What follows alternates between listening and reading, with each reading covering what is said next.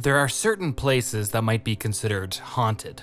Haunted either by the weight of events that might have transpired there, by the telltale signs of anguish and torment, or perhaps haunted in the more literal sense by malevolent forces, either natural or supernatural.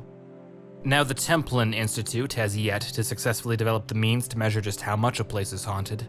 Fear, after all, is not something that lends itself well to units of measurement. But in the spirit of the season, I would like to submit for the approval of the Midnight Society 10 of what I consider some of the most haunted places from across alternate worlds. Before we begin though, it's important to review our criteria. In particular, I'd like to stress that I'm not necessarily looking for the most horrific or outwardly evil places. The realm of chaos, the burning hells, the mirror universe, these places are certainly terrible and likely scarier than anything on my list, but they're also places where the malevolent forces affecting them are obvious. There's no sense of mystery, and to me, that's what really elevates a haunted place. What I'm instead looking for is a bit of subtlety. Places where whatever evil is present is less pronounced, yet still discernible, even if it's only a feeling. It should also be said that I'm biased by my own experiences in this matter, so if there's a particularly noteworthy omission, it's likely because I just lack any personal connection to it. But with that said, let us begin. In no particular order, I'd like to start with City 17. On the surface, it should be obvious why this place has ended up on my list. It is a once grand European city slowly crumbling to ruin under the weight of its occupiers, both figuratively and literally. The transhuman Overwatch patrols every street. Aliens from the border world of Zen have infested certain sections, and the Citadel looms over everything. And it's this last element of City 17 that I have found the most affecting. City 17 is a monument both to the lost glory of mankind and the overwhelming power of those who overtook them. To see a once vibrant heart of human culture, commerce, industry, and discovery reduced to a largely dead thing that is slowly being consumed is heartbreaking. Its population is fully aware that they, like the rest of mankind, are headed to extinction, and their lives are ultimately meaningless. City 17 is a place where humanity has given up and meekly accepted that its time is over. The human race will exist just as long as the Combine deem it beneficial, which is probably the same amount of time it will take them to strip out everything of value from the planet. As a human supremacist, City 17 offends me on a very deep level, but the right man in the wrong place, as they say, can make all the difference in the world. Next on our list is Ashai by the Shadow. Now there are hints across the continents of Westeros and Essos and all the lands around them that otherworldly forces are acting out on this reality, places where magic has yet to be extinguished. Most of the time, these forces are intangible, a vision in the flames here, an assassin made out of shadows there. So rare that you might dismiss them entirely. In Ashai, however, all these mysterious forces that might otherwise be confined to the periphery of civilization are present, and present in full force. What might be miracles or nightmares elsewhere are common in Ashai. It's a perpetually bleak city, larger than any other that might be found on the planet, yet almost entirely empty. Only 1 in 10 houses shows any light during the night, yet its residents have devoted themselves to what the maesters might call the higher mysteries. Nightwalkers, pyromancers, blood mages, torturers, poisoners, worshippers of the dark gods, all might be found in Ashai, where no practice is forbidden. What is perhaps most unsettling about Ashai, however, is that it guards the path to an even darker place, a city so horrific in reputation that no one, even those well-versed in the dark arts, will ever willingly tread. At number 8 on our list, we have the Event Horizon, and my thoughts on this one can be distilled rather succinctly. I am always drawn in by the idea that science and technology might lead us to places where science and technology offer no explanation or comfort. The Event Horizon is a perfect example of this, a noble attempt to further the spirit of exploration that inadvertently brings mankind into contact with an indescribable dimension of pure evil. And the Event Horizon incident offers humanity 2 potential paths forward. Either research will continue into where exactly the Event Horizon went, and the seeds will be planted for further incidents, or everything related to the project will be banned and suppressed. Through this latter option, humanity will perhaps be safer, but at the price of forever being reminded that there are certain places and certain things we have collectively decided to hide from. Both options, to me, are equally terrifying. Next, we have Atholloran, or rather, a very specific part of Atholloran, the Vaults of Winter.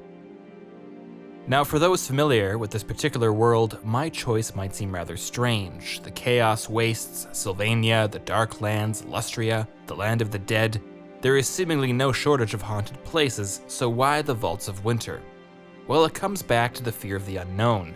Sylvania and the Chaos Wastes might have definitely earned a place on this list, but they're also a known quantity. We have a very detailed account of how these places ended up the way they are. The Vaults of Winter represents something else entirely.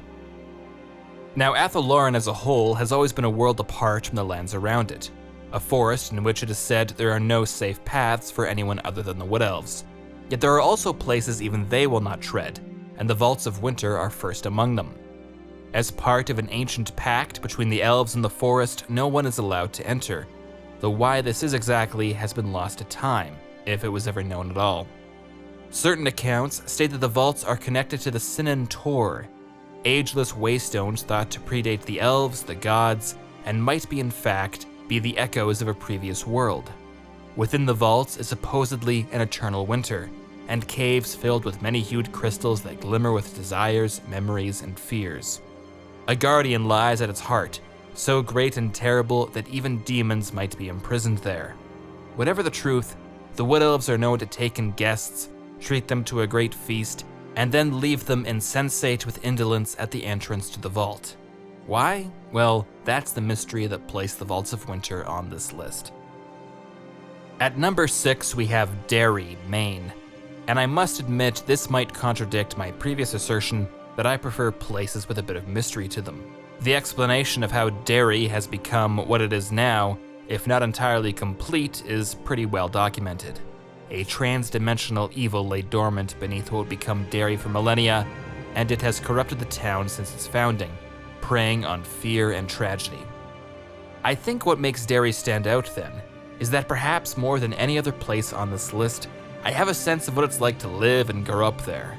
The Barrens, the canal, the Kitchener Iron Works, the baseball diamond behind Tracker Brothers Shipping, the standpipe, the memories I have of these places are as real and lasting as any other. And to know that all these places reside in this monstrous shadow and that the entire town has become so used to its presence is a grim thought.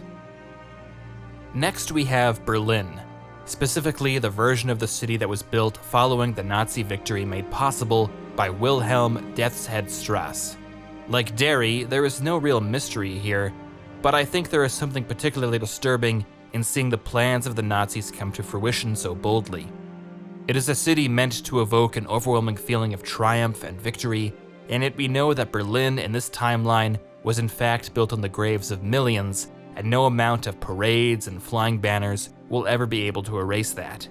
It is a city where evil won, and for decades it was allowed to enjoy the fruits of that victory, to revel in everything their power made possible. At number 4, we have the Dunwich Building, and here that sense of mystery comes back. Now, the wastelands that emerged following the Great War are bizarre and otherworldly, but no matter how outlandish the elements within them might appear, there remains a rational explanation. Ghouls, super mutants, Deathclaw, these might appear to be not of this world, but they are hardly supernatural. There's always an explanation. Genetic mutations, radiation, or something else. The Dunwich Building, by contrast, stands apart. It is a place where all rational explanations fail us. The deeper one goes, the harder it is to deny that something else is present there. Something that not even the most fantastical elements of the wastelands can make sense of. The Dunwich Building is not the only place in the wastelands like this, but it's the starkest evidence that the world is not what it seems. And no matter how much time goes by, and what else might be found in the wastelands, this thought is always in the back of my mind. The township of Silent Hill takes the number 3 spot, and I must confess that my knowledge of this place is mostly secondhand. Yet while my own personal experiences are minimal, Silent Hill is just so striking in its aesthetics. Perhaps my lack of knowledge even adds to its nature a bit. I know certain things about Silent Hill, but not how they all fit together, which in a way makes it even more unsettling. I cannot walk through my own city on a foggy day or night without thinking of Silent Hill, and this by itself is enough for it to earn a place on this list.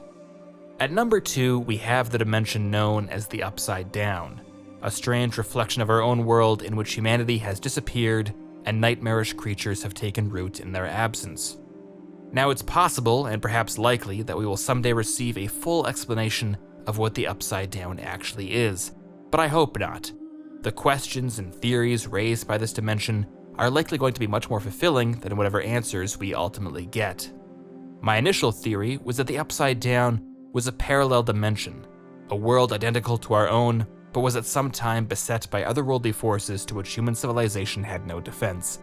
It's our own conquered world, and a warning of what must be avoided. Your interpretation might be different, and I think that's the real appeal. It's impossible to look upon its twisted landscapes and not try to come up with the answer to the question, what happened here? How did this all come about? Regardless of the answer, the questions are enough to mark the Upside Down as a truly haunted place in my mind. Now, before we get to the last place on my list, I'd like to briefly mention a couple honorable mentions. First, the Tomb of Kujet on the world of Dathomir. Even in a galaxy in which supernatural elements are, if not uncommon, certainly not rare, this tomb exudes an eerie presence unlike anything else I've encountered in the galaxy. Now, once inside, I did find it to be slightly underwhelming, but in the moments leading up to entering it, there was certainly a feeling of trepidation I had not expected. The other honorable mention is to the abandoned Danvers State Hospital. You might recall it once had its asbestos removed by Gordon Fleming and his struggling company. But if you don't recognize the name, you're not alone. It's likely the least known place on this list, but I think it will inevitably leave an impression on anyone who has witnessed it and the events that transpired there. Like Silent Hill, its atmosphere is overwhelming, and the idea of wandering its halls, even in the light of day, is not one I'd like to entertain. And I'm certainly never removing its asbestos. And so, finally, at our number 1 spot, we have, well, a place with no name, but sometimes called the Skull Pit. Within the Imperium of Man on a world known as Lucen's Breath, a remote Nephium extraction site was established by the famous rogue trader Aspice Corda, Nephium being a useful and unusual resource highly prized by the Adeptus Mechanicus. At its height, the facility was home to over 300 workers, mostly slaves, convicts, and captured raiders. But in the 814th year of the 41st millennium, all contact with the site was lost. Teams sent to investigate the site found the entire facility empty, save for one man, a former raider commander who'd been sentenced to a lifetime of forced labor. Across the facility, there were no signs that anything had gone wrong. Clothing, tools, half-eaten food, all had been left in place in what had seemingly been an entirely routine workday. It was as if the entire workforce had suddenly vanished. The lone survivor offered no explanation, merely exclaiming, "Touch the pool," over and over. When investigators did check the Nephium sinkhole, they found a horrific scene. Polished white skulls surrounded the pool. Each had been turned away from the pit so their empty eye sockets would gaze upon all those who approached. Their number matched perfectly that of the workforce, -1. Now, in a universe like the one the Imperium of Man claims dominion over, there are any number of explanations here. Drukhari raiders, chaos cultists, Kroot mercenaries, the list goes on. Or maybe the entire thing is just a cover story. Maybe whoever Aspice Corda put in charge was just really bad at managing a mine. The workforce was killed and a story made up to divert attention away from some administrative failure. That might actually be the most reasonable answer. The other explanation, though, and the one that places this nameless Nephium site on my list, is that it was something else. There are, of course, a multitude of dangers out there. The Imperium has its hands full dealing with the biggest ones, and sometimes even scores some major victories. But there's also an unknown number of smaller threats, things out there that prey on human civilization that will never be brought to account, simply because the Imperium as a whole is not aware of them. They can strike with impunity so long as their targets are of minimal value, and then vanish. The so-called Skull Pit earns a place on my list because it represents a larger, terrifying aspect of the Imperium. For every danger to which humanity is aware, there are countless others waiting in the shadows for which a rational explanation will never be given. But that, of course, is just my opinion. And even though the Templin Institute represents the greatest collection of hauntologists and ghost hunters in this reality, and our thoughts on this matter are perfect and correct. I'd like to hear your opinions. Do you agree with my selections? Was there a notable omission? What are the most haunted places across alternate worlds according to your list? Let me know in the comments below. And until next time, this has been Incoming.